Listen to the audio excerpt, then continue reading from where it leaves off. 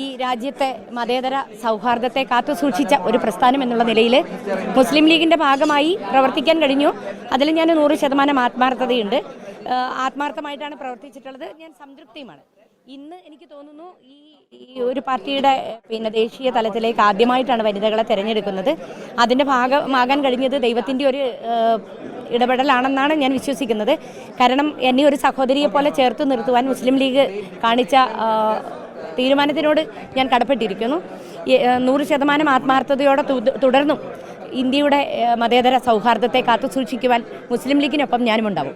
പലപ്പോഴും മുസ്ലിം ലീഗിന് സാമുദായികമായിട്ടൊക്കെ തന്നെ വലിയ വിമർശനങ്ങൾ നേരിടേണ്ടി വരാറുണ്ട്. അപ്പോഴാണ് ഒരു ജയന്തി രാജൻ ദേശീയ കമ്മിറ്റിയിലേക്ക് അസിസ്റ്റന്റ് സെക്രട്ടറി തെരഞ്ഞെടുക്കപ്പെടുന്നത്.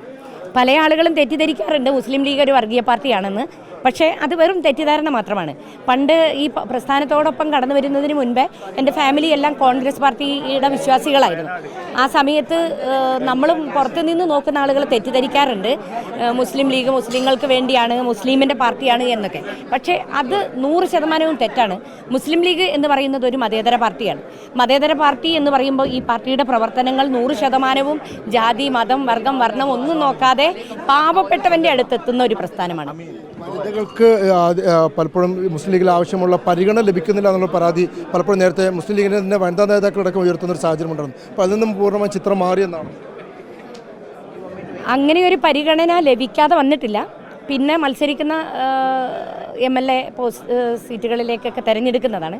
അത് പാർട്ടിക്ക് അറിയാം എന്താ തീരുമാനമെടുക്കേണ്ടതെന്ന്. പാർട്ടി കൃത്യമായ തീരുമാനമെടുക്കും. അതിനോടൊപ്പം ഞങ്ങൾ നിൽക്കും. തെരഞ്ഞെടുപ്പുകളിലൊക്കെ വനിതകൾക്ക് കൂടുതൽ പ്രാതിനിധ്യം പ്രതീക്ഷിക്കുന്നുണ്ട്. പാർട്ടി തീരുമാനമെടുക്കും. പാർട്ടിയുടെ നേതാക്കന്മാർ അതിന് വേണ്ട വിധത്തിലുള്ള തീരുമാനങ്ങൾ എടുത്ത് ഉചിതമായ തീരുമാനങ്ങൾ നടപ്പിലാക്കും. പുതിയ സ്ഥാനത്തെ ഞാൻ വളരെ വളരെ സന്തോഷവതിയാണ്, അഭിമാനിക്കുന്നു. വയനാട് എന്ന് പറയുന്ന ഒരു ചെറിയ ഗ്രാമത്തിൽ നിന്നും പുൽപ്പള്ളിയോട് ചേർന്ന ഒരു പ്രദേശത്ത് ഇരുളം എന്ന് പറയുന്ന സ്ഥലത്ത് നിന്നാണ് ഞാൻ കടന്നു വരുന്നത്. എൻ്റെ നാട്ടിൽ മുസ്ലിം ലീഗ് വളരെ കുറവാണ്. പക്ഷേ ഇന്ന് ദേശീയ തലത്തിൽ ഇന്ത്യ ദേശീയ തലത്തിലെത്തി നിൽക്കുന്ന കമ്മിറ്റിയിൽ ഞാൻ ഇവിടെ വന്ന് ഈ കമ്മിറ്റിയുടെ ഭാഗമായി എന്ന് പറയുമ്പോൾ എനിക്ക് പറയാൻ കഴിയാത്തൊരു അഭിമാന മുഹൂർത്തത്തിലാണ് ഞാനിപ്പോൾ നിൽക്കുന്നത്.